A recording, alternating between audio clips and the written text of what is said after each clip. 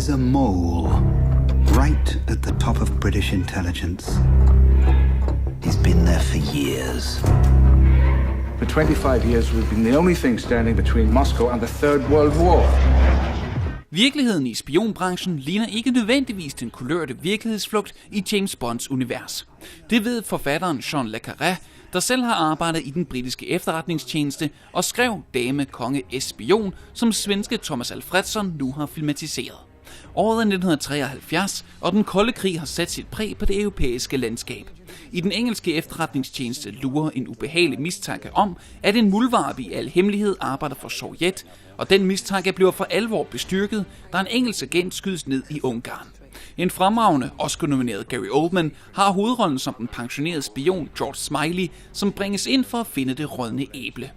Biljagter og skuddueller er her ingen af, og i stedet opbygges spændingen gennem personerne, samt et par sublimt sammensatte nervepirrende sekvenser, der ville passe perfekt ind i en Hitchcock-film. Man bliver suget ind i denne stemningsmættede film med det labyrintiske plot, der fremtræder overskueligt og klart, men samtidig bibeholder en dragende mystik.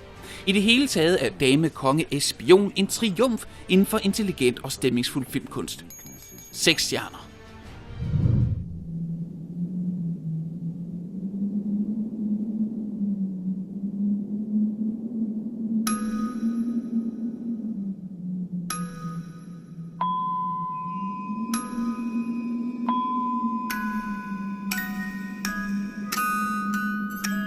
During afternoon tea, there's a shift in the air, a bone-trembling chill that tells you she's there.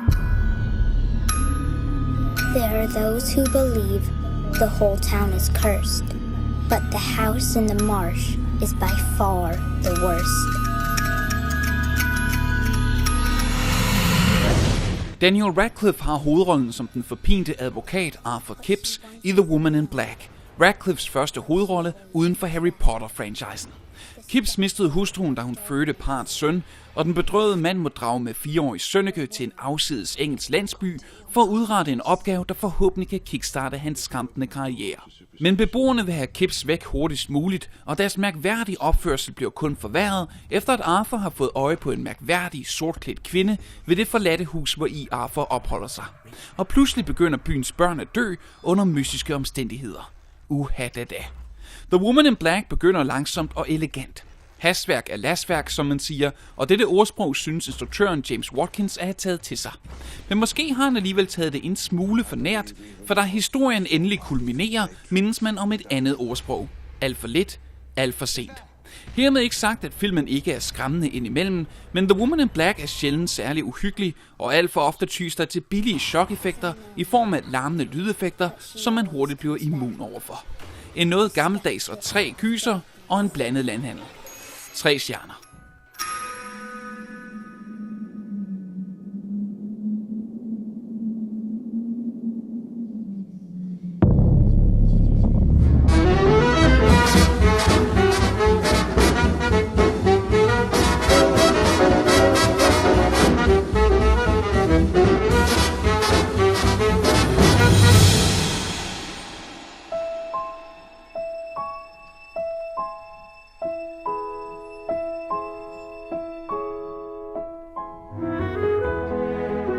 Det seneste skud på stammen inden for decideret filmkunst er noget, som gik af mode for lang tid siden. En stumfilm.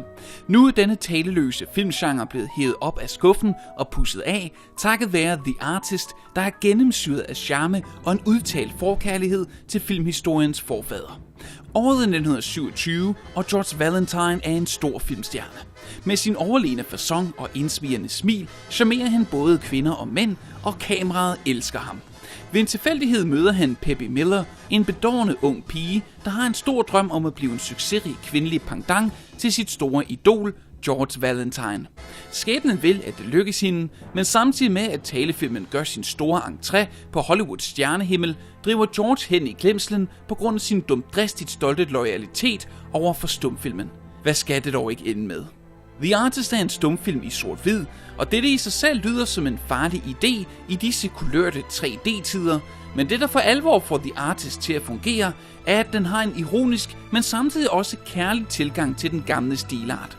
Instruktøren Michel Hazanavicius leger med genren og gør det med et nærmest poetisk overskud, der gør, at man ikke kan undgå at flyde med og nyde The Artist gennem et hvert billede og en hver uhørlig lyd. Skuespillerne buner af karisma, og The Artist er en sjov og behagelig filmoplevelse i en tid, hvor det måske er meget sundt at se tilbage på oprindelsen af filmmediet, der i dag sommetider virker overrendt af special effects. 5 stjerner. Vi fik i øvrigt ringet til filmens franske instruktør, Michel Hazanavicius, og talt med ham om hans unikke Oscar-favorit, der nominerede til hele 10 af de guldlakerede statuetter. Okay, and on y est. Action! First of all, with the film being such a unique piece of work, the first question has to be, why make a 21st century silent film? Why and why now? So why? Because I had the hunch that I could make a good movie, and I love silent movies, and I love the way the stories are told to the audience in the silent movie, and I love the way how people can get much more involved in the storytelling process because of the lack of sound. They put a lot of themselves. I mean, they feel the lack of sound with their own imagination and with their own references. So that makes the movie much closer. I mean, everybody take the movie and do it there. The talkies came like 10 years too soon, too early for me. If only these great directors had 10 more years to make silent movies, they could make maybe 50 or 100 other really masterpieces, because the 3 or 4 last years of the silent movie era, the silent era, they produced really, really masterpieces. So my idea was to make a silent movie now. I can have the benefit of 80 years of sophistication of the narration, of the use of music, the improvement of acting and everything. I felt that I could take my chance for that movie now, and that's what I did. But obviously, despite the definition silent movie, obviously the movie's not totally silent because the music's not only there, it's almost like a living, breathing character on its own. What was your approach to the music, and did you already have like a clear idea of what you wanted to do music-wise while you were writing the script? Yeah, more or less, because I'm not a musician. I knew the kind of music I wanted, and I gave all the references to the composer I work with, and I had an idea. I told to the composer, this is the structure of the music. You have, I don't remember exactly, but maybe 14 narrative blocks. So that means we will have 14 pieces of music, and here is the structure for each piece of music. From here to here, it's a very dramatic and intense music. And here, this is the let's say the sequence when Pepe Miller is coming. So I want something very light, very Disney, very joyful, and so I want to when she's coming, it's something very fresh. And then the producer want to fire her, so I want you to underline the conflict and everything. So he had to respect the structure of the music. But of course, I'm not a composer, so he did that. But it was very difficult for him to get in my shoes. But he did it brilliantly. I wrote the script with a lot of music, and because it was very inspiring, and it helped me to immerse myself in the period. And on set, I played mainly the great score of the Hollywood classical movies. People like Mike Steiner, Eric Korngold, Bernard Herrmann, Alfred Newman, Franz Waxman, all these great composers. And this is the references I give to the composer. Yeah, and obviously the music works so much differently in The Artist than it does in most films these days, because the silent film is just such a different medium. But did you also have to spend time like deconstructing the actor's methodology? Because I mean, the acting has to be so much different and so much more theatrical compared to what most of them are used to. Actually, it's not, because you can imagine that there's 68 actors in the movie, I think, and you can't train 68 actors to work in such a specific way. So I asked them to act very simply, in a very natural way. But what changed really is the way you see the actors. Because you can't hear them, you pay much more attention to their faces. And every expression, you really pay attention to it, and you really try to read on their faces and on their body language what they are trying to express. So that changed not the acting itself, but the perception of the acting. And then on set, I mean, they had lines. They talked, actually. They didn't act specifically silent. The point is, when I wrote the script, I had to be sure that I could tell a story with the images. But if you look more real, I mean, it's like the music. You can have the feeling that the music tells the story, but actually it doesn't. If you just listen to the soundtrack, you have no clue of what could be the story, actually. It's impossible to say, okay, it's the story of a silent actor, blah, blah, blah, blah, blah.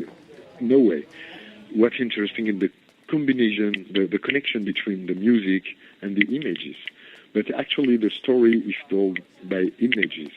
And it's a very complex mechanism, but it's very interesting to make. So that means you did write the dialogue for all the scenes, even though we don't hear it? No, not really. Actually, the actors, not all the actors, but Jean and a little bit Berenice, they asked me for dialogues. And I say, yeah, okay, I'll give you dialogues, but after. And I never gave them dialogues because I knew that they will, and I knew Jean would work on the dialogues, and I especially didn't want it. So I became more neutral, and instead of working on the dialogues, because I didn't care about dialogues in this movie. I mean, the dialogues that they had was the one you see in the movie, the cards. Some actors, they love to improvise. For example, John Goodman, he really loves to improvise. So when it was written, he comes to Peppy Miller and he fires her. He had no dialogues, but he knew exactly what he could say. So, I mean, I didn't have to tell him the lines. He did it. That's great, because then they can also, of course, focus on, as you say, on expressing so much with their faces at the same time. Yeah, exactly. Yeah. Come on. No, I can't do it. You can try. What are you going to lose? No. Americans are sort of renowned for their loathing of subtitles. You know, there's this cliche that they'd rather spend $150 million remaking a European film than reading the subtitles on the original. But still, it's been a huge success in the US. Were you fearful that people, or at least the American audience, were going to be scared off by title cards? I didn't care, actually. When we made the movie, we didn't have any distributors here. We didn't know if someone would buy it.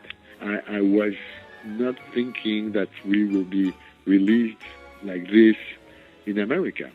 And I never could expect that kind of response we had here in America. I didn't think of the American market, and it's not that I didn't care, because I wanted to be released here.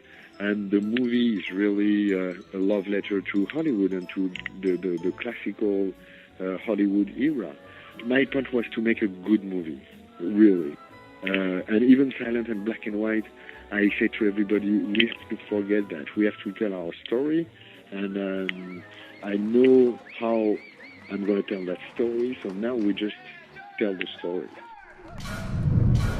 Husk, at du kan finde alle vores tidligere Filmz TV-udsendelser på Filmz under Filmz TV-fanebladet, og også på videovideo.dk, i iTunes og via vores gratis video-app.